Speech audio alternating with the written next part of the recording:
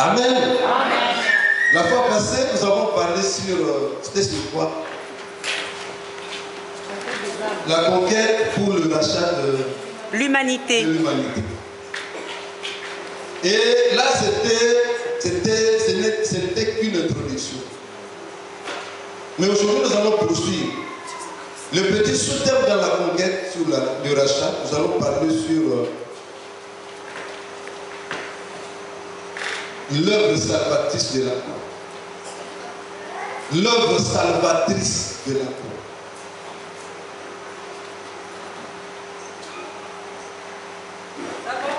L'œuvre salvatrice. Dans salvatrice, il y a un mot qui ressort, le salut. Hein? Salut.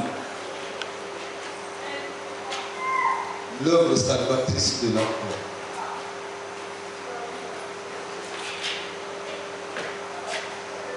Nous allons lire le premier verset. J'aimerais qu'on se lève pour honorer la parole de Dieu. Hébreux chapitre 9. Nous avons deux textes de base. Le premier, c'est dans Hébreux chapitre 9, versets 1 à 15. Et le deuxième, nous allons le lire dans Colossiens chapitre 2, versets 14 à 15. Hébreux 9.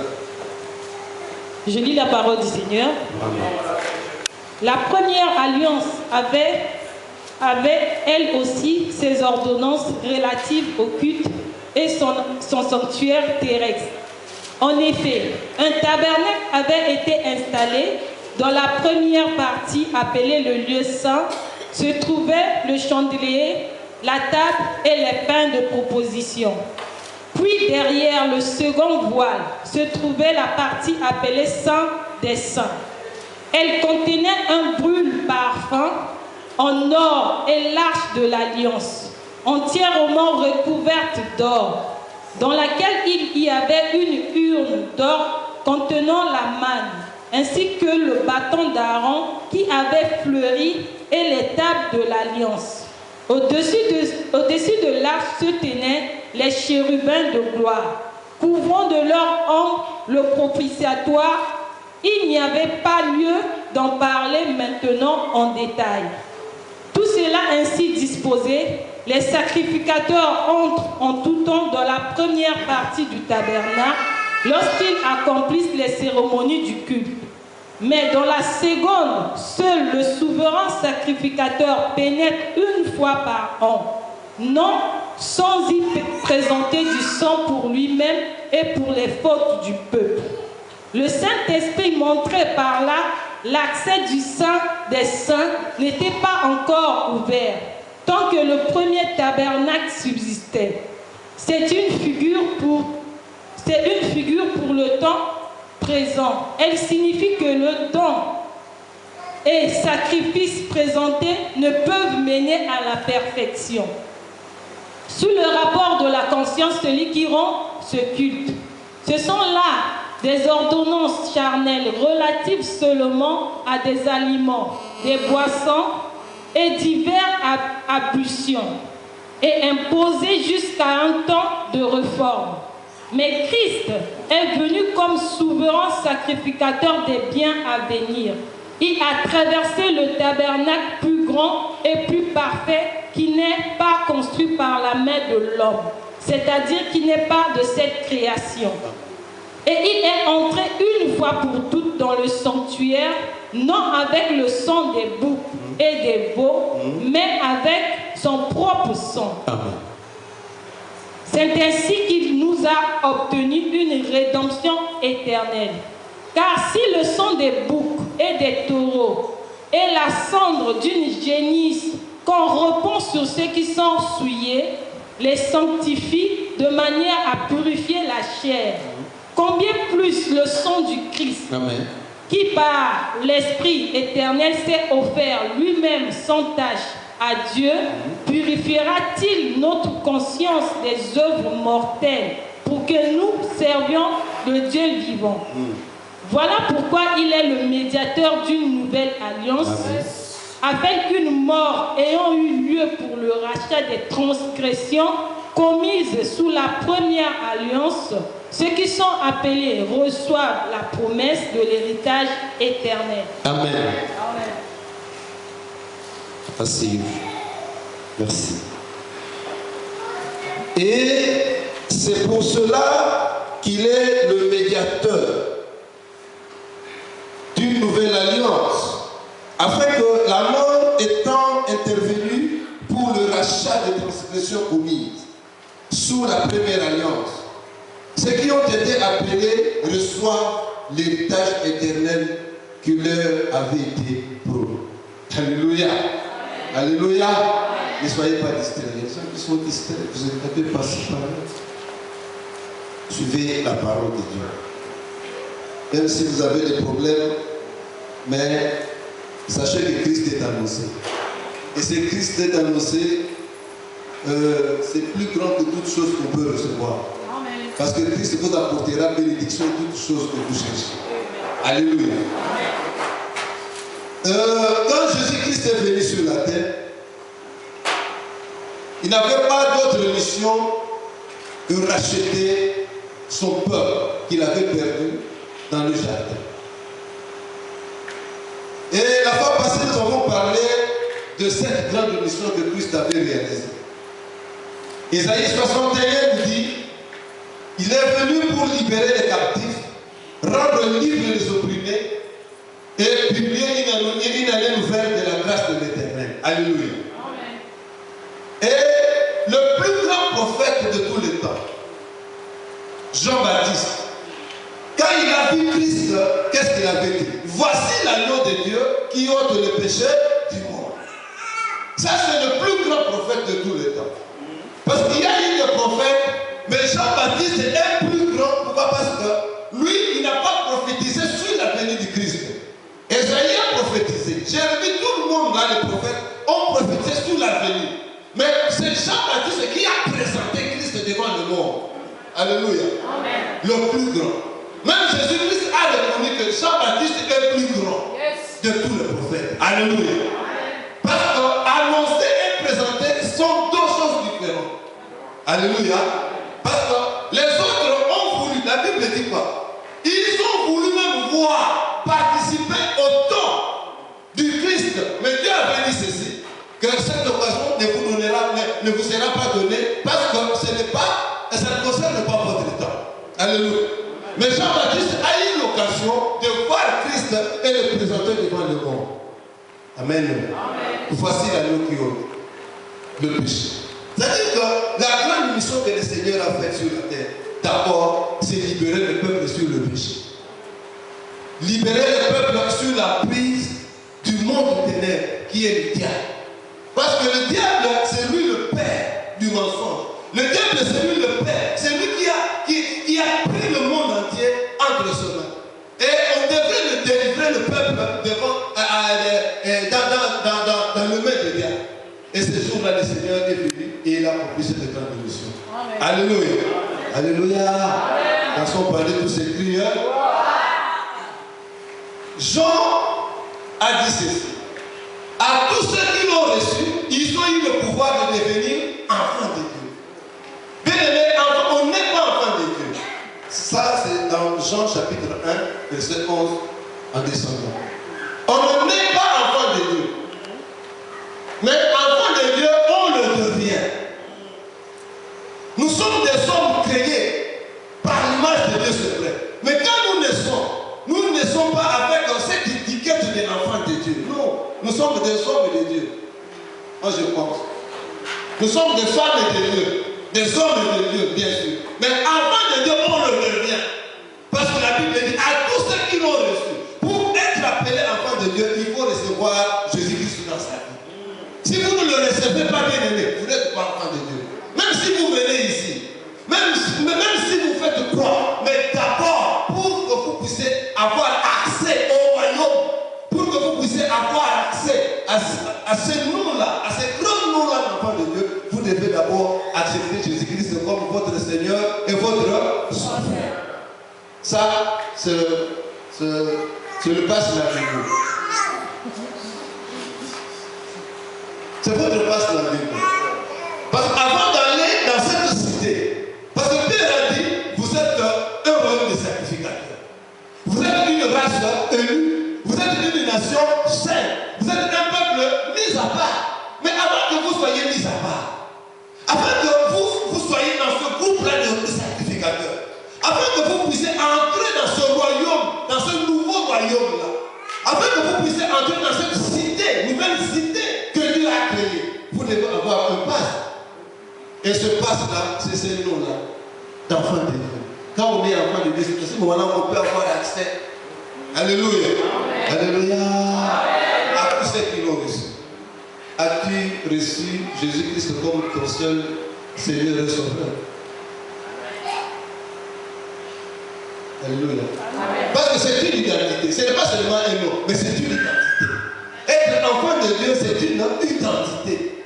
Il faut que toi-même tu te reconnaisses et les gens de ton entourage comprennent que tu es un enfant de Dieu. Ce n'est pas seulement un nom, mais c'est une identité. Il faut se défendre de cette identité-là. Parce que Christ n'est pas venu en vain. Alléluia. Amen. Parce que Christ serait venu en vain si en venant à l'église, nous nous comportons toujours comme des enfants du démon. Et Christ est venu faire quoi?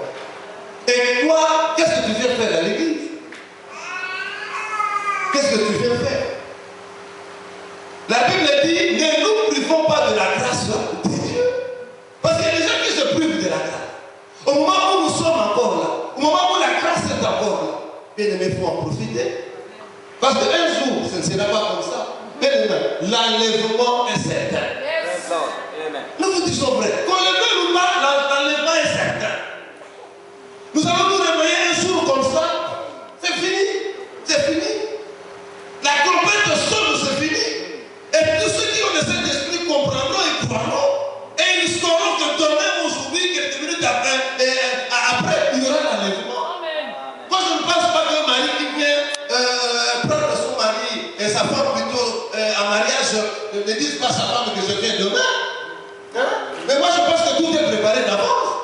Alléluia. Même la date est connue. Et les programmes sont faits par le conjoint. Hein, sœur, n'est-ce pas? Le mariage, c'est quand là? Le 24. Mais le 24. Mais vous avez déjà tout le programme. Même si vous n'avez pas obtenu toutes ces choses-là du mariage, même le programme est déjà établi, non? Vous savez que le 24, c'est le mariage, voilà ce que nous allons faire. Et c'est de la même manière qu'avec Christ. Parce que nous sommes l'épouse de Christ. Amen. Alléluia. Amen. Alléluia. Si tu ne dis pas Amen, c'est que toi tu n'es pas l'épouse. Si tu ne réponds pas, tu n'es pas l'épouse. Alléluia. L'église est l'épouse de Christ. Mais quand Christ reviendra, comment ne pourra pas dire plutôt à son épouse que je viens demain? Nous qui sommes l'épouse du Christ, bien aimés, nous saurons que demain, il y aura l'enlèvement. Parce que nous avons le Saint-Esprit. Parce que la Bible dit, l'Esprit dit à notre esprit que nous sommes enfants de Dieu. L'Esprit témoignera que demain, moi j'arrive. Et si tu n'as pas le Saint-Esprit, quand viendra-t-il? Tu resteras. Et ceux qui resteront, bien aimés, ce sera catastrophique. Hein? Catastrophique. Nous ne parlons pas de l'enlèvement, mais je vous explique seulement ce qui sera. Ce sera catastrophique. C'est pourquoi nous venons à l'église, un, pour la vie éternelle. Et deux, pour obtenir ce que nous avons besoin sur la terre. Parce que nous ne prions pas seulement pour la vie éternelle, hein? Mais aussi pour que Dieu puisse nous bénir. Ça, c'est la conséquence de ceci que ça implique le premier. Ça suit le premier. Nous croyons pour la vie. Et la vie éternelle nous donne ce que nous avons besoin sur la terre. Parce que Pierre avait demandé au Seigneur, nous t'avons suivi, c'est bien. Mais après, qu'est-ce que nous aurons? Parce que nous avons tout abandonné. Le Seigneur a dit que vous aurez la vie éternelle. Mais ici sur la terre, vous gagnerez aussi au centime. Amen. C'est-à-dire que nous avons le mariage, nous avons du boulot, nous avons des enfants, nous avons la santé, nous avons tout. Et la victoire aussi sur les démons. Alléluia. C'est ça. Et sur la marche du Seigneur sur la terre, il a prêché la parole. il a prêché la parole. À un moment donné, quand il a gagné ce groupe de gens, il devait laisser quelque chose à ses apôtres pour qu'ils puissent continuer l'œuvre. Mais lui, il devait partir. Parce que c'est en mourant que nous devons obtenir le salut. Parce que le salut ne devait être obtenu que par la mort de Christ. Pas seulement la mort, mais la mort et la résurrection de Christ. Amen. Alléluia. Et dans sa mort, le Seigneur visait deux choses. Le salut et la victoire sur le diable. C'est pourquoi dans l'écriture, là, nous avons lu. Dans l'Ancien Testament, ou dans l'Ancienne Alliance, il y avait le temple ou le tabernacle. Dans le tabernacle, il y avait trois grandes parties. Même dans le temple, c'est la même chose. Il y avait le parvis extérieur. Alléluia. Le plus grand parvis, j'ai dit c'est le plus grand. Je ne vais pas citer toutes les parties du tabernacle et du temple. Il y avait le parvis, il y avait le lieu saint, il y avait le lieu très saint. Dans le parvis, tout le monde était là.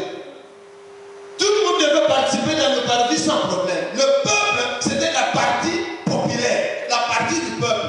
Il y avait le juif, même les étrangers qui étaient là. Et dans le lieu saint, il y avait le sacrificateur qui entrait dans le lieu saint pour la rémission du péché pour le peuple. Et dans le lieu très saint, il n'y avait que le souverain sacrificateur. Et dans la partie sainte, dans le lieu saint, les sacrificateurs entraient tout le temps pour le péché du peuple.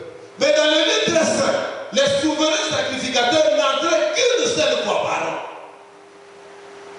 Alléluia. Amen. Pour son propre péché, de sa famille et de l'humanité. Une fois par an. Et la Bible dit quoi? Le sang des animaux ne pouvait pas sauver. Je vous ai dit même la fois passée. Le sang des taureaux ne pouvait pas sauver. Parce que chaque année on devait entrer. On devait venir chaque fois dans le temple, dans le tabernacle de chaque jour, pour le péché. Quelqu'un qui pêche, il court dans le temple, il vient. Il trouve les sacrificateurs. Chaque fois qu'il pêchait. Et les souverains sacrificateurs, chaque année, ils devaient venir une fois par an, chaque année. Mais bien aimé, on doit venir combien de fois, faire ça chaque fois la même chose. Et Dieu n'avait pas voulu ça. Pour sauver le peuple, la Bible dit quoi? Jésus devait venir mourir sur la croix, afin qu'il puisse couler son sang, pour que moi et toi, nous puissions venir chaque fois quand nous avons besoin de rencontrer Christ. Nous allons venir chaque fois devant le Seigneur prier et Christ nous écoutera. Alléluia. Amen. Alléluia. Laissons parler tous ces cris. Donc il aurait fallu que Christ puisse venir une fois pour toutes. Bien aimé, c'est pour cela. Et le Chinois, et les Ivoiriens, et le Maghrébien, et tout le monde là, nous pouvons venir au même moment. Nous sommes en train de prier ici. Mais il y a combien d'églises qui prient au même moment que nous? Alléluia. Amen. Il y a combien de personnes qui demandent au même moment que nous? Mais moi je pense que Christ il est comment? Il écoute tout le monde à la fois. Alléluia. Il écoute tout le monde à la fois. Pourquoi? Nous entrons tous au même moment. Nous avons eu accès au même moment d'entrer dans le lieu très saint pour adorer, pour prier, pour rendre grâce à Dieu. Et ce jour-là, quand Christ était sur la croix, la Bible dit quoi?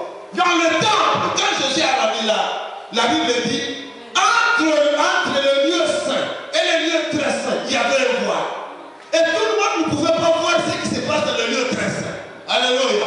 Mais ce jour-là, quand Christ mourait, la Bible dit que le voile qui séparait le lieu saint et le lieu très saint était déchiré.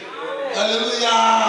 C'était déchiré. Moi, je me demande, parce que c'était une loi, c'était un principe. Les gens qui étaient dans le lieu saint là-bas, quand ils ont vu le voile se déchirer, ils ont vu ce qu'on ne peut pas voir. Ils ont vu ce qu'on n'a jamais vu. Ils ont vu ce qui était interdit de voir, bien aimé. Et quel était leur comportement à ce moment-là? Quelle était leur pensée à ce moment-là? Ça devait être de la mort.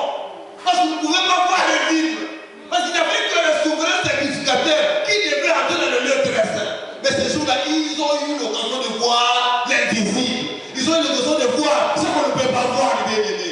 Alléluia. C'est